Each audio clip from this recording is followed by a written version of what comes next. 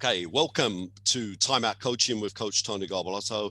Today I would like to welcome a true giant of women's and girls basketball, currently coaching UBI Graz in the top league in Austria and the long-term assistant coach on the highly successful UBI women's team. I'm pleased to welcome Coach Vanessa Ellis. Coach, welcome this morning. Hello. Happy New Year. And, let's try to, give the listeners and viewers, your background in the game, how you got introduced to it, because of course, most of us that know you, know like your highly successful playing career. But if you can talk about how you got involved in the game, and of course it's almost ingrained in your family and your whole life, but it's such a great story. So and I'll try and prompt you with some other questions along the way. Okay. Well, I got into basketball because of my mum, Betty Cadona. We grew up on the side of a basketball coach, both as she was a teacher, so taught basketball along with other sports at her school. So, we were at primary school nearby. She used to send one of the pupils to come and get us, and we'd be at the side of the court, mostly basketball, but netball, right, whatever sports after school she did every evening. And then she obviously set up the first women's team, which was the Sheffield Hatters.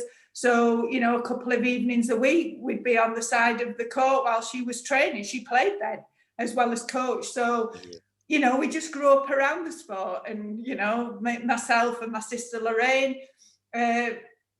we just ended up falling in love with the game just because it's a great game, and we played and it's just part of our family.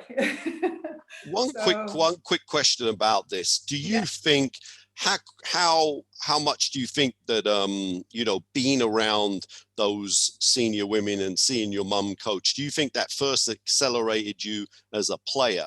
And then also gave you, without actually knowing it, this appreciation of coaching and wanting to follow your mum and be a coach.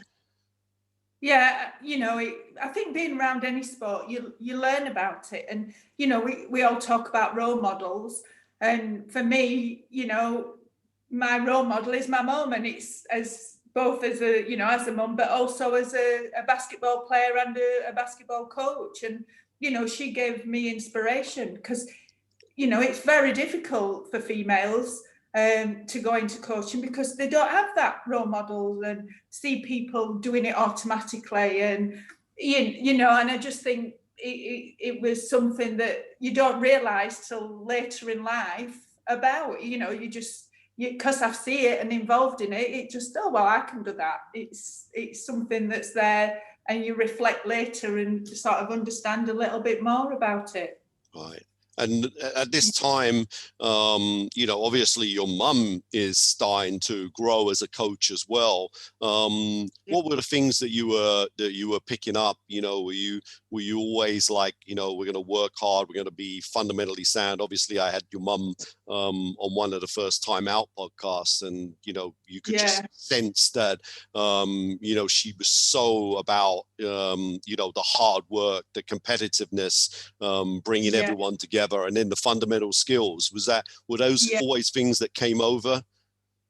Yeah, definitely. We worked hard. She was tough on us, but fair. And I think, I don't think a lot of people understand that as coaches.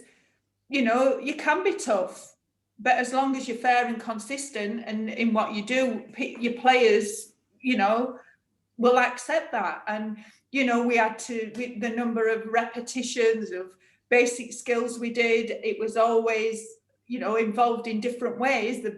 She did it in different ways, but that was such a big part. The fundamental skills was just there. And we had fun as well with her. And, I do a lot of reading around coaching, a lot of UK coaching, new stuff about building community. That's what she did. She built a family. She built a community. People, we felt part. I've still got friends now who I played with from a very young age through basketball, and the Hatter, she always called it the Hatters family, and she's done that from years ago. So all these things you read, it was for her. part of what she did, and Yeah. you know, you learn from that. But you know, she was tough, and it was in a good way, though. Sure. Well, I do find it very interesting. I'm actually doing my master's at the moment, and I do find a lot of this newspeak, the educational way, was really and truthfully things that we've been doing for 30 years. You know, I tried to explain that in my course. I'm like, yeah, I didn't have a word for it then. I didn't have a terminology for it, but I've been actually doing that for, you know, reflective coaching. You know, I've been doing that since I started. I didn't know what I was doing, but I knew that was what it was doing. So yeah, it is ironic. Tell me about some of you've got a few standout moments from your playing career. What was some of the things you remember? Yeah, I mean, we played, you know, for many years before we were successful. I think, you know, people recognise the Hatters, and we were successful in the 90s, and really very, very successful. You know, we won 33 out of 36 titles over that period. But before that, we had 2 seasons where we didn't even win a game. You know, we lost by a point, we lost in overtime, we got hammered. And, you know, that gave us a great grounding of how to cope with it and become resilient. You know, these key buzzwords. Again, you didn't know the word, they were never, but all that just made us better players, better people, a better team. We came together because, you know, it's easy to win and it's fun and it's enjoyable, but it's tough to lose and keep going and come back with the same determination and competitiveness. But we went through that. And I think, you know, the core of us, because it was a core, who, you know, there was myself, Lorraine and Skelton, who were all involved. People joined the team, but, you know, we went through that together. And and that, to me, is as important as the 10 years, a decade where we won. And, you know, and people don't, you know, and they said, you know, you get asked questions like, oh, aren't you fed up of winning? No. I had plenty of losing. This winning's great. Yeah, awesome. That's you know, great. but, you know, and my mum as a coach never changed. No. Whether we won or lost, she didn't change. It didn't impact on her. You know, we kept doing the same things. She didn't let it down. She didn't let us get, you know, overconfident. We still came back and worked hard and did all the things that we needed to do. Do you think, you know, when you got past the losing stage and you got into the winning stage, do you think that's do you think this kind of winning mentality, you know, like you said, it wasn't something that you were, you know, that your mum definitely coached to even keel, win or loss, but do you think that, you know, your coaching has kind of taken on, you know, I want to be a winner, and that's what you've gone on and become? Is that something that you think was installed there, you know, that kind of, you know, not win at all costs, but, you know, this kind of competitiveness? Do you think that was one of the things that you were doing at that stage? I think somebody, I don't know if you can hear that now, somebody's doing building work around here. But for me as a player, I was very competitive. You know, it was whatever I did, I wanted to win. I was really competitive, played hard. And I think that's part of my personality. I think it's also part of the culture that was created, that I was part of. And, you know, I think it's just there. It's just part of me, but also part of an environment and culture that I was involved in. So, you know, when I took over the reins with the first team from my mum, that was really difficult. How can you follow in those footsteps? Yeah, you know, I had to find my own path, you know, and that was where it was really difficult. People, you know, thought it was easy taking over. It wasn't, because how can you ever do that? I could never match that. I had to find my own journey, if you understand. Absolutely, and I'm going to talk about that now. We'll come back to maybe some of the playing stuff in a minute. But what were your earliest memories of when you because I'm assuming you were doing some community coaching. Obviously you had one of the biggest role models that anyone could ever have. Your mum, as one of the most successful, if not most successful, coach in this country, and what was that time where you started thinking, hey, I really I could do this coaching?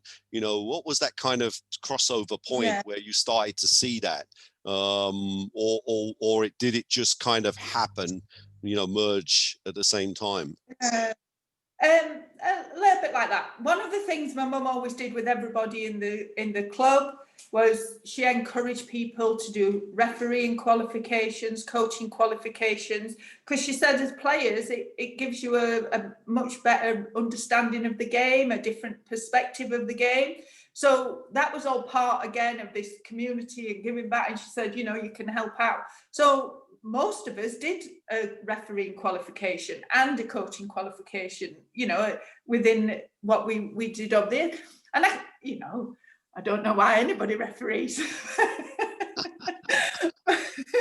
I will do it, but it's not my cup of tea. And but I did enjoy the coaching and was involved in the club while I still played. Obviously, with the younger, back in when I was playing, we didn't have lots of teams. We did have some junior teams or a junior team, and I did help and do some work. And as the numbers in the club grew, we had a second team, and I got involved coaching with that. And I just enjoyed it. And then when I was playing for England and Laszlo Nemeth was the coach, he actually said to me, "You ought to think about coaching, Vanessa. I think you'd make a good coach."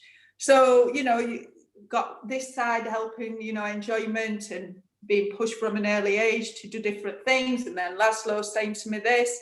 And I think, I just sort of fell into doing it a little bit more as I stopped, because I played till I was quite late into my 30s. I didn't have my son till I was 39. So, I'd played all that time because I loved playing. It was, I don't understand, people are very different, but why would you stop playing at a young age? Yeah. You can't play forever. I'd love to play in the Masters now, but I have no knee. The woes of playing basketball. I'm sure there's many people there who understand that. But absolutely. That's how I sort of got into coaching. And then really after that last 3 or 4 years as a player, I did more and more coaching. Right. And talk to me a little bit about some of these influences outside of your own, because we're going to talk about that transition and, some of the biggest things you learned. But, you talk about Laszlo. Were there anyone else that has influenced you, especially in those early years from a coaching standpoint? Yeah, I think another coach who really outside was John Collins. He was one of the England coaches. And he made a big impression. He was similar to my mum. He was like really about the fundamentals and being, doing it right. And so I think really, because most of the time it was my mum, but of the international coaches, it would be Laszlo and John Collins who, had a big impact on me. Great. Yeah. And so now you're getting to the end of the illustrious playing career, like you played internationally, you won all of these trophies and stuff, and now you start transitioning, into coaching. Did you, without, saying that your mum obviously had one of the most incredible philosophies, did you take everything and build your coaching philosophy on that? Or were you thinking, actually, I can improve on this, or just that you felt you had to do things in a different way? And of course, now it's a little bit different because the game has moved on. But what were your? Yeah, I think at first you don't really understand what a coaching philosophy is. I think now, we've taught these words now in coaching, isn't there? I mean, would back then would coaching philosophy really be common? And I don't think it was. But I think what I took from people was, what I felt was good, what I saw that I didn't want to be like. There was several coaches who coached me, and I thought, God, I don't want to, if I'm a coach, I don't want to do that. I think that's as important. Definitely. But Yeah. I think you have to be yourself. So, you know, that's why I talked about, you know, my mum was great and I've took a lot from what she did, but I could never be that because that's not me. And you've got to find your own personality and what suits you with key aspects that you feel are important. Yeah. And, you know, to me, it is about, still now it's about the basics and fundamentals and developing players. You know, yesterday I was watching one of the coaches and they'd separated young players, you know, to bigs and littles. And they were like, they're like 14 years old. How do you know what they're going to be like? Sure. You know, it's things like that. Yeah. You know, it's about, and, you know, and it's things like that as part of what's important to what you want to try and achieve in your coaching with those players. What are you developing? And, you know, these buzzwords of developing people as well as players. But if you're, as a coach, you wanting commitment and reliability and, you know, and determination, then you're developing people as well, aren't you? You're showing them the right. You're talking to me, and you know, like of course, you know, when I spoke to your mum, it just resonated so much. You know, like I can't agree anything more with than you did saying that. I didn't understand this thing about developing people because, you know, like you said, if you're going to hold people to accountability, timekeeping, being good people, you know, respect for the opponents, win or lose, competitiveness, will to win. These are all things that are going to be life skills that are going to have to help people. And, you know, I know that, you know, I'm sure such as yourself and your mum, so many people have gone into the community and been, you know, great at what they do. And that's the same for me. You know, it doesn't just mean, you know, not everyone is at Andrew Sullivan, you know, or, you know, like, you know, that plays at the highest level. Other people go on to be bank managers or policemen or fire people, you know. So I think it's so important that we all understand that, you know, that these things have always been the case. And like you say, if you've got a good set of core values, I think it can only be, you know, great in that respect. So talk to me now about the transitioning process of when your mum kind of handed over the team. I mean, how did that go? How many years did you assisted your mum for a couple of years? Is that right? Yeah, I did. I also, excuse me, I coached our sort of Division 2 team, so was that, but also was assistant with the first team, you know, so it was good. And, you know, I had responsibility as head coach, so you learn by doing as much and make mistakes and do things well and just develop. And I think that's a big thing about coaching. Just sometimes just have a go and do it. You know, sport is about making mistakes. That's why it's great, isn't it? If it was all perfect, it wouldn't be interesting. And, you know, and as a coach, you're part of that. You're going to make mistakes. You're human. You're going to make wrong decisions like players do. You're going to, you know, make a sub that you shouldn't have done. But that's all part of you learning, isn't it? And understanding. Absolutely. And, you know, and if you think back and use the word reflecting, which, you know, if you think about what you've done, then next time you've learned from it. And, you know, and I think it's really important that you get roles like a head coach of a Division 2 team, because you've got to take responsibility and have a go and just get on with it. Yeah. And then as assistant, it's another different role. And why you're an assistant, well, you've got to understand, what does the head coach want? What's your role in there? And again, that can change. I've been, as like, you know, you touched on with the Great Britain team, and being assistant to very different head coaches. So I've had very different roles there. So it's about a learning process, and, you know, and just getting on with it. And so then when my mum decided she was going to step down, she did talk to me, and it wasn't you were just doing it automatically. We did discuss whether I wanted to do it, which I jumped at. I did want to, so, you know, that wasn't a problem. And, you know, like I said earlier, I just had to do it and be me. I couldn't try and be her. I had to be me, and I did change some things, kept a lot of the values I believed in as well. but brought in my own sort of leadership style and training style to the team.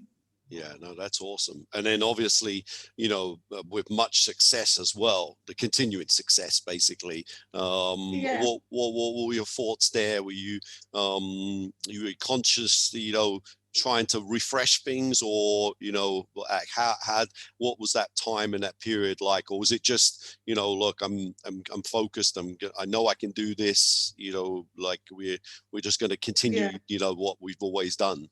How did that? A bit of both. I think I wanted to bring in some changes. I'd been doing some coaching. I'd been assistant with Brani Bazzani, so some things there. I'd been, you know, when you play internationally, you see and learn things from other teams. So, you know, the things you can bring in. I mean, people don't understand now. It's so easy to see international basketball. You know, you talk about 20 years ago, it wasn't that easy to see. I mean, it's there, isn't it? Touch of a button, you can watch games from anywhere.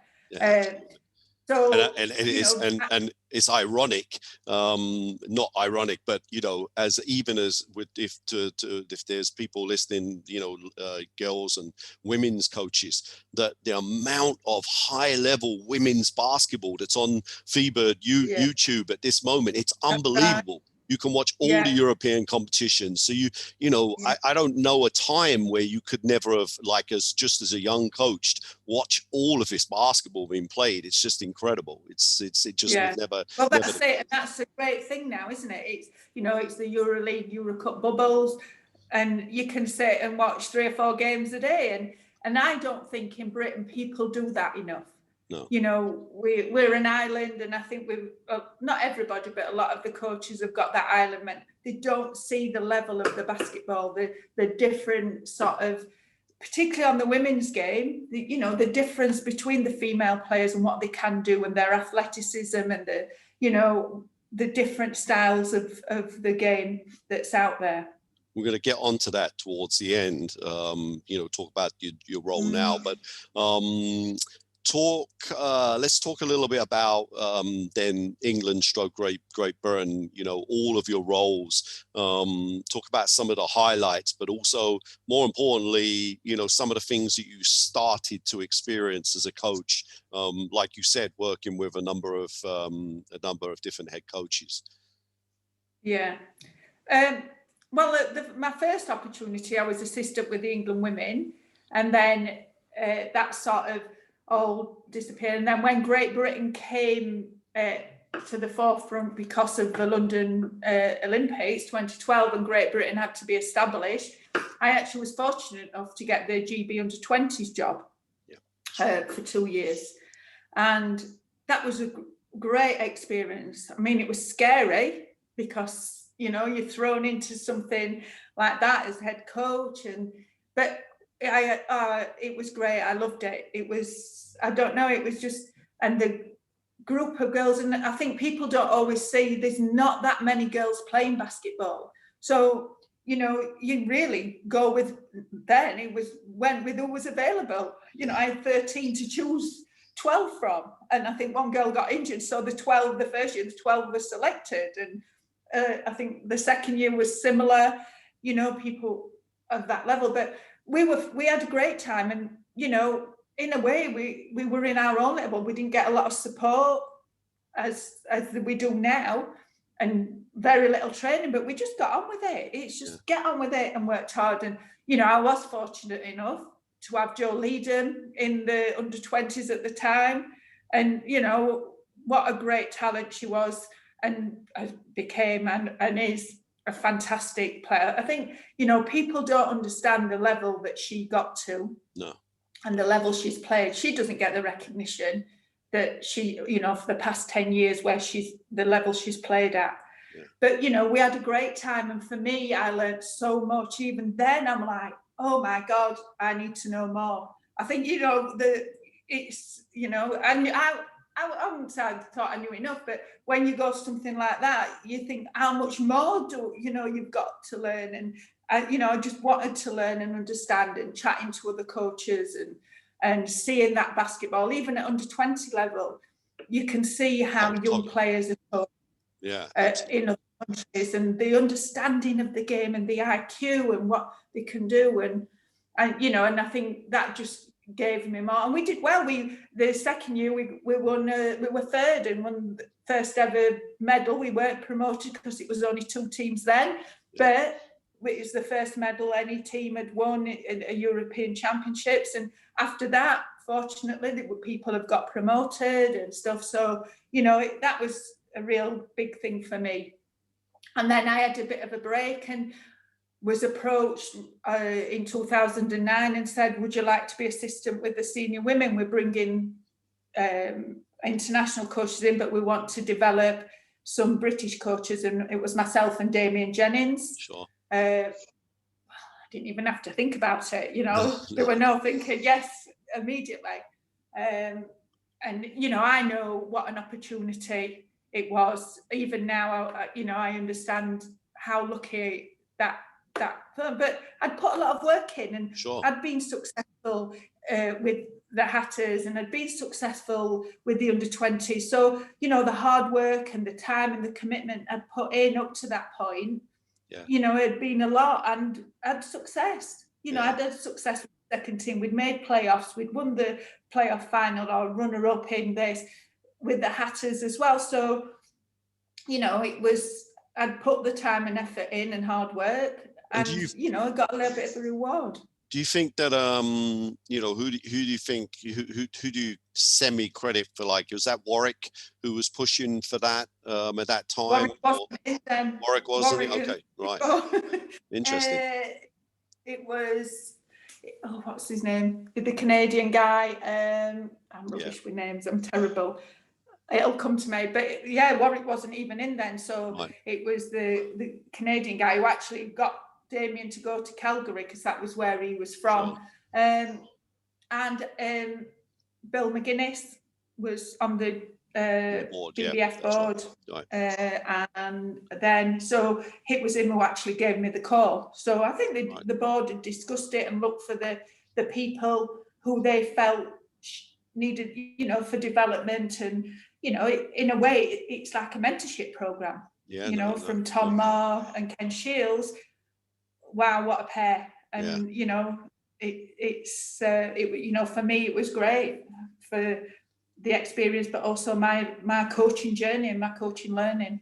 Well, I always, people that listen to me before say this, but it is true that, when you were part of, like, obviously on the other men's side, myself and Tim, when we were there with Chris and Nick, and Paul McKeskey to a different extent as well. It was like a clinic 101 every single practice session. It was like I spent more time putting stuff into a notebook than I did in the actual, like when some of the players wanted to shoot extra shots, I was writing down these drills and some of the stuff I'd seen. So you're right. Tom Mayer, I want to ask this question because you are one of the people that would have been on the front line. There's a couple other people I can ask, but it was a unique coaching style. I remember it was one of the first ever camps he held in Manchester, and I happened to be running a Nike camp at the same time in Manchester, and I went along to one of those first training sessions, and I'd never seen anything like that for women's basketball. Am I right in saying that? It was just hardcore, like almost like, I'm gonna break you almost. Was that some of the, without disclosing, but it was just, to me, it was a unique style of coaching for women's basketball. Am I right in saying that? No, you're spot on. He was the right person to be brought in for that 4-year cycle to take us to 2012. Wow. He was tough, more so at the start, if you saw him at the start. And I think part of that was, he wanted to get the right people who he wanted to work with. So if I break you and you can't come back, then you're not part of this. You're not an international player. The players were Marmite with him. They either loved him or hated him. Sure.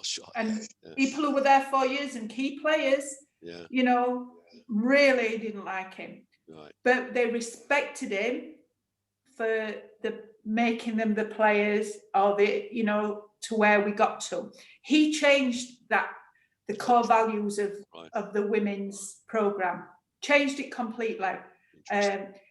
You know, over the 4 years, that been so hard, but he never stopped. I mean, he was tough, you know, and some of the things he said was, you know, I couldn't repeat now, but so I know from the players' point of view, they were either, you know, really, really loved him or didn't like him but respected him for where they got to.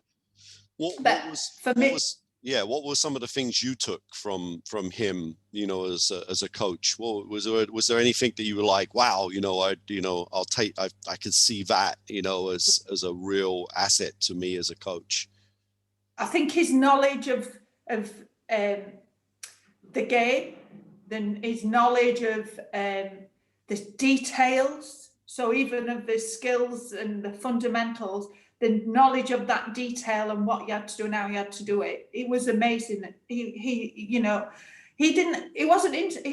was highly intelligent person and knew lots of things and read, and like coming into Britain, you know, I got to know him really well, but he was interested in our history, so read and knew, and he used to ask questions for like the team to decide who'd get the ball, and the players were like, how do you know this? They didn't even know it. Right. You know about kings and queens, but you know, but for him, he wanted to understand our culture and learn about. And people, a lot of the players didn't see that either. You know, they just thought he'd read a question off and give it to them. But he you know, he wanted to know about all these things, and so that was one thing. And I think for him, it was just really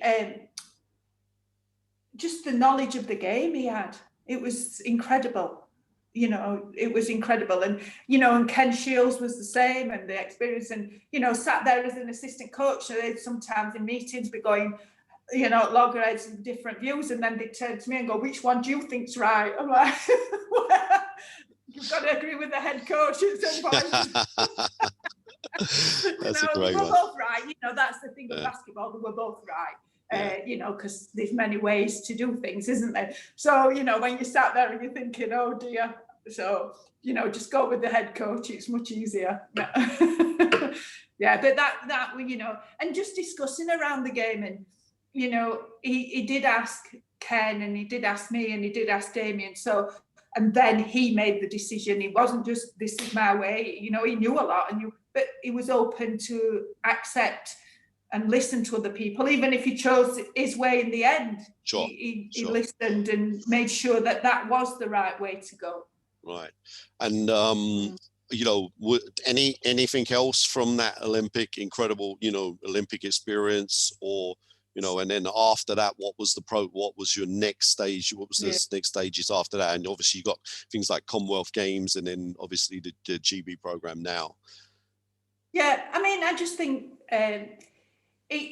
what he brought, he showed particularly on the women's side, that there is an opportunity for the women from Great Britain to be successful. You know, he brought in, I mean, those players were in incredible physical shape, and for some of them, it's changed their careers. And, you know, you look at somebody like Rachel van der Waal, who's still, I mean, she's injured this year, but playing into her late, you know, 30s at a high level. And that's because of the physical shape she got into and has maintained ever since, you know, but there's other examples, and, you know, and all that aspect. And ultimately you can have all the sports science, and we had a lot of money then in the game, you know, because of the Olympics, but it's down to the coach. You know, you can have all this PA, and we had, you know, the GPS and this gadget, that gadget, but ultimately it's about the players on the floor. If you get them in good shape, which Nick Grantham did a great job at the time, and you've got a coach who knows what he wants, that's what's important. Yeah, okay, interesting. So after the Olympics, what was the next team that you were involved in? Well, after the Olympics, Damien Jennings actually was the head coach for a year. Right. So, and we went, you know, we went into Euro basket qualification. Well, we were qualified for Eurobasket, so we went into going to go to Eurobasket, and then they brought in Warwick brought in Pete Buckle, who then the following year became the head coach. So that was the 2 years after. Okay. And then Commonwealth Games, do you want to talk a little bit about that? I mean, that's obviously a proud moment for you as well.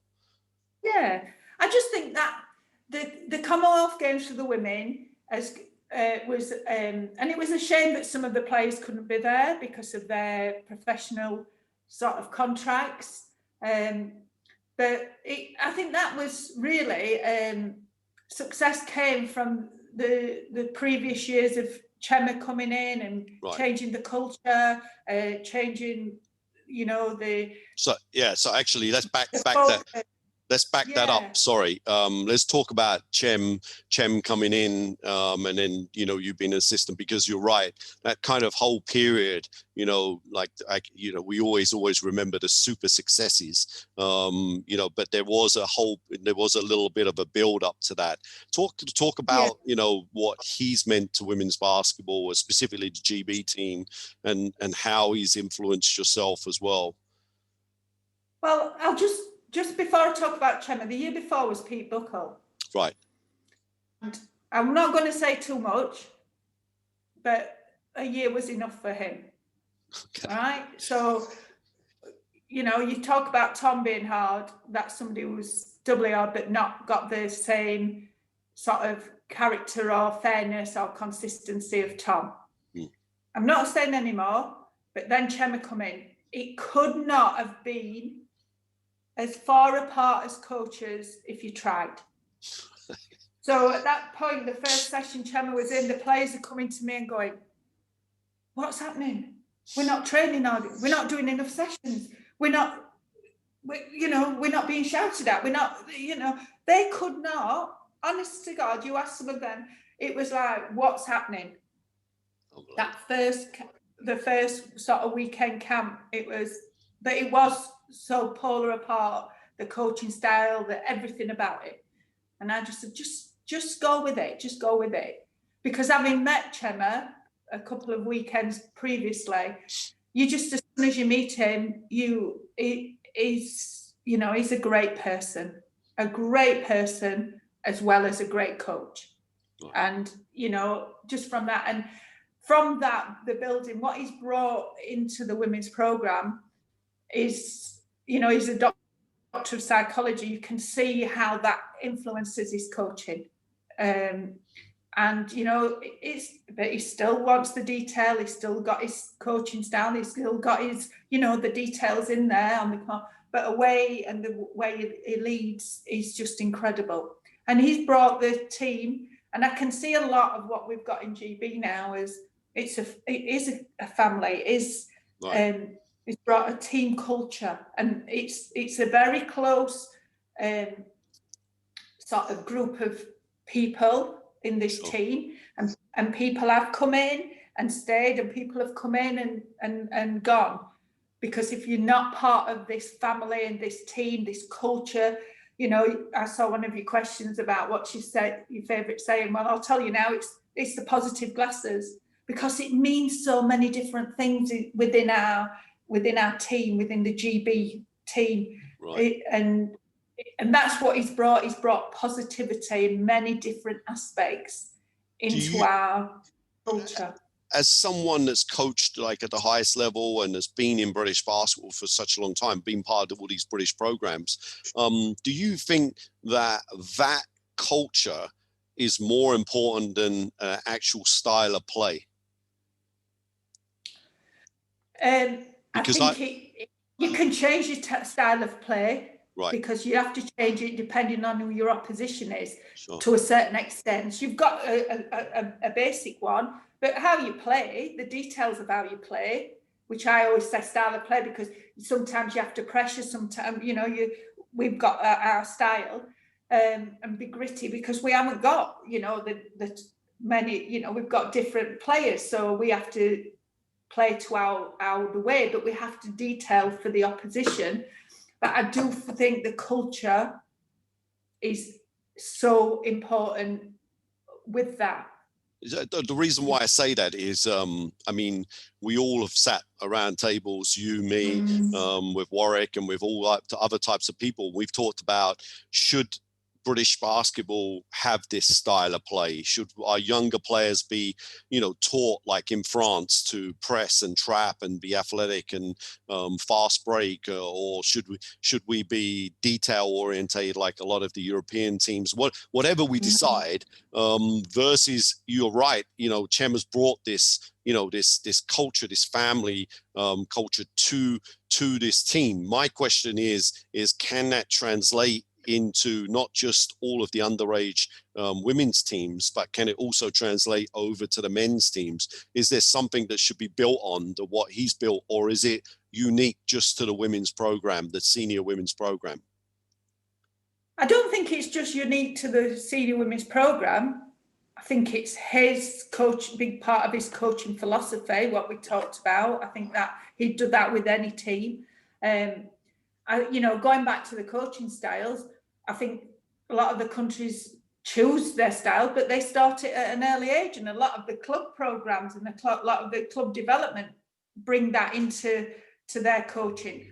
Can our club coaches do that? So if from the top we say we want to play this style, how many coaches could develop that early? Yeah. And that's another conversation altogether. But I do feel that it can go across the GB programs, all ages. I think it's really important that we develop a culture which is positive around the GB programs, and players want to be involved, and Absolutely. They want to wear that vest. Yeah. And I think we have lost that. Yeah. And particularly in recent years, and I think Chem has brought that back for the women particularly. And I hope that I know he's talked on over the summer on some Zoom meetings with the GB coaches. So I hope they take a lot of that, because it's so important, to get players to be in a positive environment. Yeah. A lot of people have a bad experience at a young age, and that's not what we want. We want, it doesn't mean you're playing. You can play no minutes and still have a positive experience. Absolutely. And this is the thing. It's about the whole experience of what GB means. Interesting. Let's just, just finishing up on the GB situation, and obviously that Commonwealth Games. I don't think I'm wrong in saying this, but, Great Britain women's basketball is in the best place it's ever been, at the highest level it's ever played at, just, inches away from the Olympic Games, competing, with the top 20 teams in the world, consistently and with real ability. Where do you think we go from here, and what's the process with that? I think what we have to learn from it is, if you look at some key players in the team, you talk about Rachel, Jo, Steph, Shan, Temi, all right? Yeah. They were in from 2009. Temi came in a little bit later, but they've gone through a process which, for them, they've become elite players. And, you look at Jo, Rachel, Temi, Sheridine Green now, Ailey, they're playing basketball, at high level. 3 of our players are in the bubbles for the EuroLeague, EuroCup. We've got to encourage our young players to want to aspire and play at that level, because if they're not playing at that level week in, week out, we're not going to compete on the international stage. Yeah. I'm not taking anything away from the WBBL, but we cannot put a successful international team in with just players who play in the WBL. It's not a high enough level. No. They've got to be training and playing against good players day in, day out, week in, week out. And, and that's where our young players have got to take their role models from Rachel, from Ailey, from Temi, from Jo, from Christina, from Sheridine. that's where they've got to be. So great segue, great transition. Now, you made that decision, a bit, it was, probably a lot of it had to do with the pandemic at that time. But you're now, transitioned and you're now coaching in Europe, in Austria. Talk to me about, first about that process, and then secondly, some of the biggest differences you see from the WBBL, to your situation now.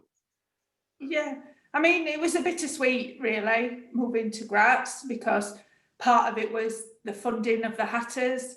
We just could not continue financially in the WBBL, and it was tough. So we decided to take a year, see if we can, get some funding in. So for me personally, I wasn't coaching, and I've always coached now for so many years alongside my teaching lecturing job. That had gone as well as part of the pandemic, so I was just in a bit of a strange situation. And then another part of why I came here, my son Quinn had the previous year had been seen when he played for GB under 16 and been scouted and got picked up by a club in Italy. So he'd gone the previous year, had a good year, really enjoyed it. So he was settled there. He'd got a 4-year offer in their academy. So I knew he was settled and fine, and he was going back. So when the offer came in, it was like, yeah, I'm going to go for it. There was nothing in England, nothing in Britain for me. I'd not coached. I'd had 3 years working at an academy, coaching full time, and I'd loved it.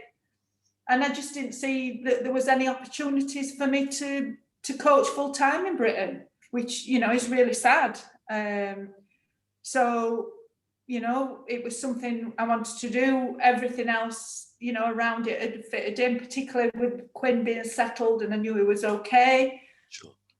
Why not? Why not? Let's go for it. Because some people have asked me, "What, you've gone at your age? Well, why not? Don't life doesn't stop when you get older. Why shouldn't I have a new challenge? Why shouldn't I go? The worst thing is it all goes wrong. 7 months of my life, but at least I've done it and tried it. But it's. I don't think it's gone wrong. You're 8-0, so Yeah. I'm pretty certain there's going to be success that will follow you. So, what? Tell me about a typical when there's no. Kind of, let's say that there's no restrictions, and we don't live in the crazy world we live in at this moment. But what would a typical week look like at Graz? Because you obviously said that it's completely different to a WBBL situation, and I've got to admit, and this is not anything with against Len, who I did last week on my podcast, but I was genuinely shocked when he told me that he was practicing 2 times a week. Again, you're saying that this is the best team in the WBBL at this moment, and they're practicing 2 times a week, and that's not something we want to be at, and that's not Len's fault, and it's not, that's basketball. It's where we are, and we've got to find a way of raising our standards.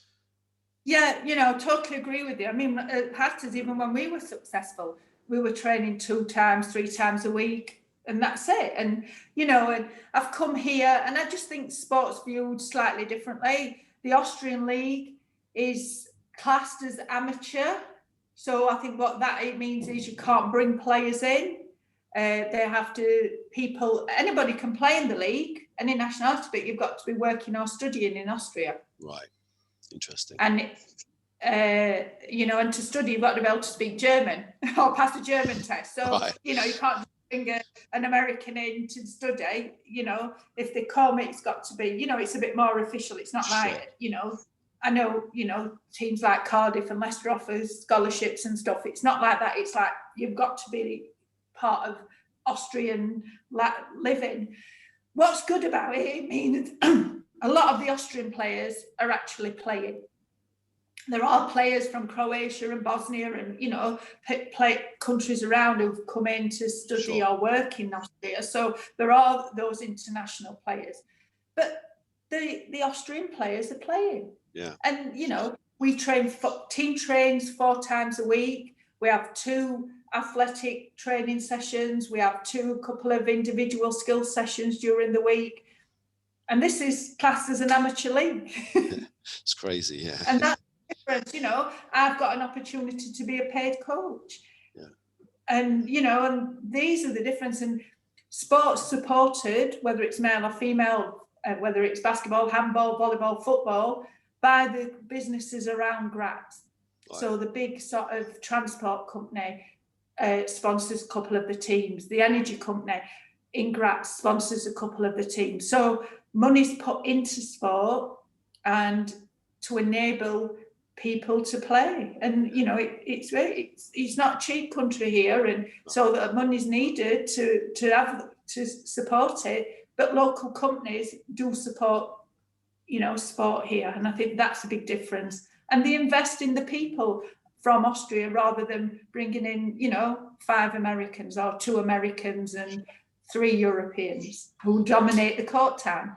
Do you, you know, in this short period you've been there, you know, have you sensed, you know, a different way of playing, and have you changed some of the way that you've approached, not so much your core values of your coaching and, you know, like all of the things that you've built on for such a long time, but have you changed maybe some technical or tactical type stuff to fit in, or, you know, have you evolved some tactical stuff? Yeah, I think one thing I found here was the players were in much better shape physically, you know, and work hard. They, you know, you don't have to push them as much if you understand that that's part of their ethos, I think. I've brought different tactics in and brought some new things in that they've not seen before. I think you always do, don't you, as a coach? You're bringing in, but accepted what they're good at as well. And I think that's what you have to do, see what their strengths are, what can you add to those? And that's what I've tried to do. Interesting. That's great. Slight change. Thoughts on the British coaches and British coaching fraternity. I mean, you've now been a pillar of that side, especially on the women's side, but I mean, you know, have you got any thoughts on it? I'm sure you do have, like we as senior coaches, we all do, but yeah, anything you... I just feel we need to do more to develop coaches. If we want to develop the game, we have a lot of talent. You know this. We have a lot of talent, particularly on the boys' side, because more boys play, but even on the girls' side. And I think a lot of that is wasted because they don't get enough good, effective coaching from an early age. Right. And I think, you know, if we focused and really focused on coach development, I think we could really have an impact on the young, you know, the young players.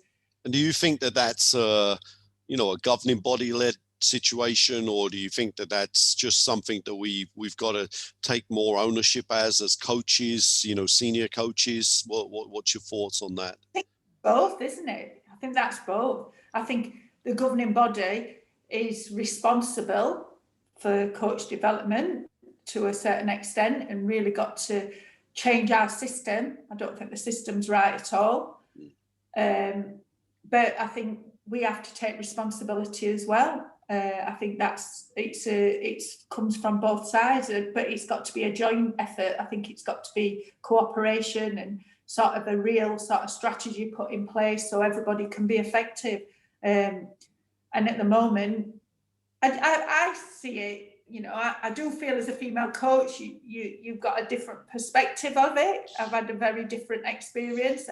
I do believe if I was a male coach with what I'd done, I'd have a much different sort of opportunity level, even within Britain, than I have as a female coach. Yeah, no, I mean that's a my view. That's my opinion. That's absolutely a fair and honest assessment. The most ironic part of that assessment is that even as successful men's coaches, there's still almost so few opportunities within the actual UK game. It's just not enough, movement, and there's not enough jobs. It's crazy to say it. No. There's a profession. It's so, if you do, I did my master's and in sports coaching, and I really enjoyed it, and you learn lots of aspects, like you've talked about, and it's complex. Coaching's complex. It's not easy. People think, it makes me laugh sometimes to get a player and go and coach that session as though it's easy, and then people go, that's not very good. Well, no, because they're not. You wouldn't send somebody to do another job. Just go and do it and think they'd be good at it. That's the impression over here. Anybody can coach. Well, no, they can't. No, definitely. Yeah, anybody can coach, but can they do it well? Are they effective? Are they good? And and we've got to change that perspective, that coaching is a profession. It's difficult. People who are good at it, give them a bit of recognition and kudos. But also we need to have a real strategy now to get people to be good coaches. Just on that point, I always come with this as a little story, but the simple fact is true. When I'm in Germany or anywhere in Europe and I say that I'm a coach, I'm treated as the same level as a doctor and as a professor. Yep. When I'm in the UK, they think that I'm someone that gives out the oranges at half time. That's the mentality of sports coaches in this country, unless you're obviously a high-level soccer coach or maybe a little bit of a rugby coach. So very, very, very sad. Just really quickly, talk to me about specifically from the women's side. You think there's a fraternity? You think that the women's coaches are together enough, sharing enough information, encouraging younger coaches? Did you have many younger, and specifically younger girls or younger women, should we say? Do you feel that there's enough younger women that are trying to get involved in coaching in the UK? Well, I don't know if you're aware, but Basketball England's done a female leadership coaching program, and I think there's, I can't remember, 12 young coaches on that. And I was asked, if do you want to be a mentor, and without again hesitation just said yes. And so I think that's really good, and they have monthly meetings. I've missed the last Zoom meeting because I was traveling back here after I had a nightmare getting back here after Christmas, but that's another story. But that's great that they're trying to create this sort of female sort of group of girls who can communicate and connect.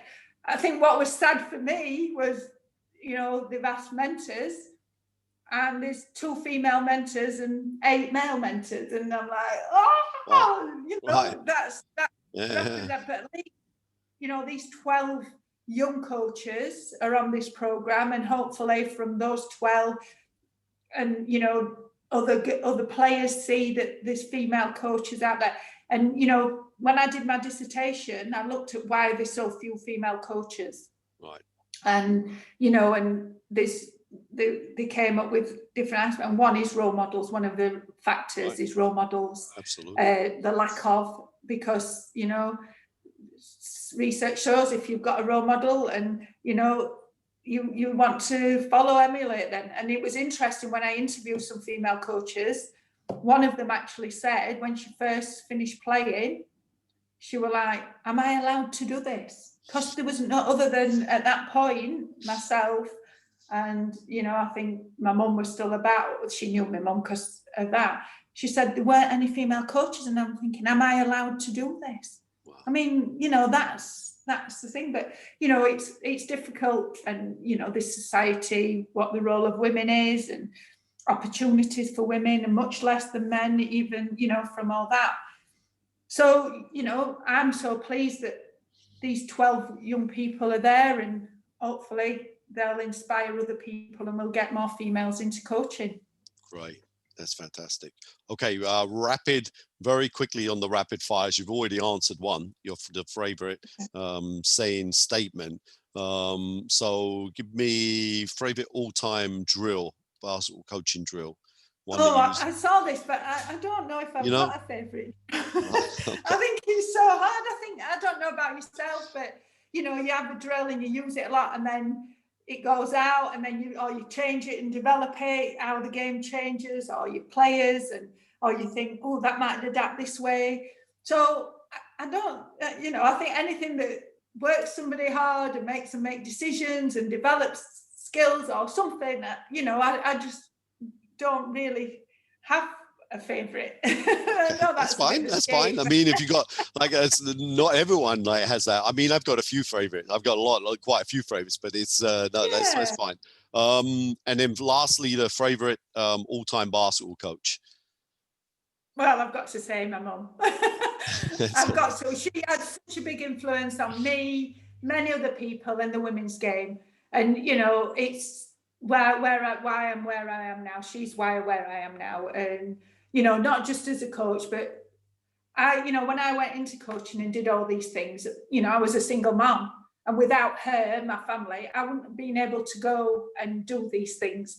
So she's not only a favourite for me as a player, but she's also a favourite because she's my mum and supported me and gave me the chance to get the experiences and opportunities I've had. Right. So, Coach, firstly, want to say thank you very much indeed for being today. It's been enlightening. There's been so many nuggets in there throughout the conversation. And then secondly, to say stay safe, and good luck for the rest of the season. I hope that it finishes. You can almost go undefeated, and potentially obviously continue to move on, but I'm sure that we haven't heard the last from you, and hopefully the GB women's team can continue to plow on and continue to build the profile of British basketball internationally. Yeah, we've got a big game coming up against Belarus, so hopefully the people of GB will be putting their positive glasses on and absolutely sending that positivity, to us, and hopefully we're doing a lot of preparation, and we're working as a coaching team to get prepared for that. So keeping fingers crossed. That's great. Thank you, Coach. Okay, thanks.